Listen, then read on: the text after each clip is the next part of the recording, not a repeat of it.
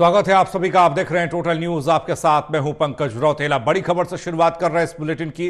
हरियाणा कांग्रेस के पास आवेदन पहुंचे हैं। विधानसभा चुनाव लड़ने के इच्छुक लोगों ने आवेदन किए हैं। दावेदार आवेदन कर रहे हैं। 300 से ज्यादा ऑनलाइन आवेदन प्राप्त हुए हैं। आपको बता दें कि हरियाणा में विधानसभा की 90 सीटें हैं और 300 से ज्यादा आवेदन कांग्रेस ने प्राप्त किए हैं। आवेदन करने वालों में 3 दर्जन महिलाएं भी शामिल बताई गई हैं। इन सीटों पर अगर बात करें जहां पर ज्यादा आवेदन हुए हैं, उन सीटों पर ज्यादा आवेदन जहां नहीं है, कांग्रेस के विधायक यानी कि विपक्षी पार्टियों के विधायक जहां पर हैं वहां पर ज्यादा आवेदन हुए हैं। विधानसभा चुनाव लड़ने को लेकर तमाम लोग उत्सुक हैं। दावेदारी पेश की जा रही है। 300 से ज्यादा ऑनलाइन फॉर्म मिले हैं। कांग्रेस के पास आवेदन पहुंच रहे हैं। विधानसभा चुनाव लड़ने के लिए इच्छुक लोग आवेदन कर रहे हैं। देवेंद्र कथुरिया एसोसिएट एडिटर जुड़ रहे हैं हमारे साथ। देवेंद्र, कांग्रेस वापसी का सपना देख रही है और लगातार जोर लगा रही है जीत के लिए। ऐसे में जो आवेदन मिले हैं वो संख्या अभी ऑनलाइन तरीके से 300 बताई जा रही है। विधानसभा की 90 सीटें हम जानते हैं, लेकिन कांग्रेस के लिए ये जंग और ज्यादा बड़ी होती दिख रही है। पहले अंदर की लड़ाई, फिर बाहर वालों से लड़ाई। देखिए पंकज, कांग्रेस ने ये प्रक्रिया इसलिए की है, कई बार ये लगता है कि जो बड़े लोग हैं, पहुंच वाले हैं, मन मर्जी से पार्टी टिकट देती है, तो इस बार थोड़ा लोकतांत्रिक तरीका अपनाया गया है कि जो भी चुनाव लड़ना चाहते हैं, ताकि कार्यकर्ता को भी लगे कि मैं भी इस कसौटी पर खरा उतर सकता हूँ, मैं भी पात्र हूँ। तो उनसे 20,000 रुपए फीस, क्योंकि कांग्रेस के पास आजकल फंड्स की दिक्कत है, इनके खाते सीज है, तो 20,000 रुपए फीस के साथ 300 आवेदन गए हैं। इनमें मेरे ख्याल 3 दर्जन से ज्यादा महिलाएं हैं। खास बात ये पंकज, जहां पर कांग्रेस का विधायक नहीं है, क्योंकि अगर कांग्रेस का जहां विधायक होता है वहां सिटिंग विधायक को टिकट मिलने की ज्यादा चांस रहता है, ज्यादा उम्मीद होती है। तो जहां नहीं है, जहां विपक्ष का विधायक है, निर्दलीय है, वहां ज्यादा लोगों ने किया है आवेदन कि मैं चुनाव लड़ने का इच्छुक हूँ। 20,000 रुपए फीस भी ली गई है। तो 300 आवेदन के हिसाब से देखें तो अच्छा खासा कई करोड़ रुपए भी पार्टी फंड में आ जाएंगे। दूसरी बात ये 31 जुलाई तक लास्ट डेट है। अब इसमें ये है कि जो छोटा कार्यकर्ता है, छोटा से छोटा, जो फीस भर सकता है और इच्छुक है, तो उसने भी अप्लाई किया। 300 एप्लीकेशन आई हैं, अभी करीब 10-11 दिन और पड़े हैं। तो कांग्रेस ने ये तरीका निकाला है कि इस आरोप से बचा जाए कि जो पहुंच वाले हैं या गलत तरीके से टिकटों का आवंटन होता है। कांग्रेस इस बार पूरी सजग है।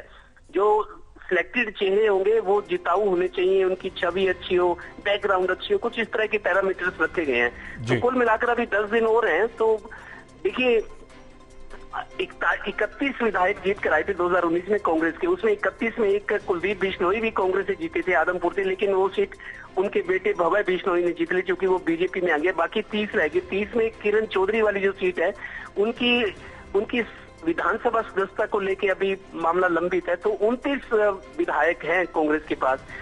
करीब 62 ऐसी सीटें हैं जहां कांग्रेस का विधायक नहीं है।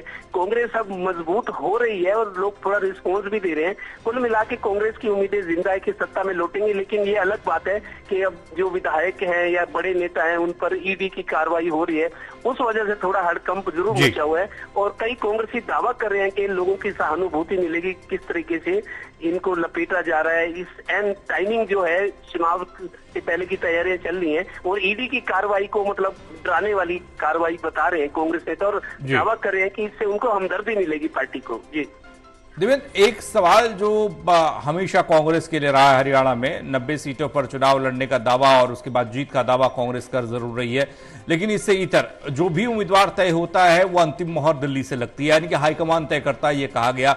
ऐसे में जो ये आवेदन करने वाले लोग हैं, जो ये आवेदन आ रहे हैं, इनकी क्या महत्वता रह जाएगी? यदि तय दिल्ली से होना है तो फिर आवेदन मांगने की वजह?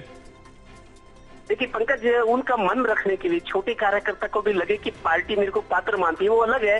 पैरामीटर्स पर या जो कसौटी में या जो फिर स्क्रूटनी होगी उसमें वो बाहर हो जाए। एक तो ये कि उसको लगता है कि पार्टी ने मान सम्मान दिया है, भले ही टिकट ना मिले, लेकिन टिकट लेने वालों की सूची में उसकी पात्रता तय की गई है। दूसरी बात पंकज ये बताता हूँ, अभी जो लोग अप्लाई कर रहे हैं कि टिकट चुनाव लड़ने के इच्छुक है, मान उनको टिकट नहीं मिलती, अगले चुनाव में कैसी परिस्थितियां होती, तो उनकी दावेदारी रहती कि मैं पिछली बार भी मैंने आवेदन किया था, मैंने दावेदारी की थी, लेकिन मेरे को पिछली बार भी टिकट नहीं मिल रही थी। तो थोड़ा सा एक अतिरिक्त फायदा मिलता है अगले चुनाव के लिए। या उसमें ये जिन्होंने टिकट के लिए, चुनाव लड़ने के लिए अप्लाई किया, उनको पार्टी संगठन ने चुनाव के दौरान कोई जिम्मेदारी दे दे जिससे उनका प्रोफाइल, उनका कद बढ़ा हुआ नजर आएगा। ये होता है इससे। 3 दर्जन से ज्यादा महिलाओं ने आवेदन किया है और मौजूदा विधानसभा की स्थिति देखें या कांग्रेस विधायकों की स्थिति देखें तो इसमें और उसमें काफी फर्क नजर आता है।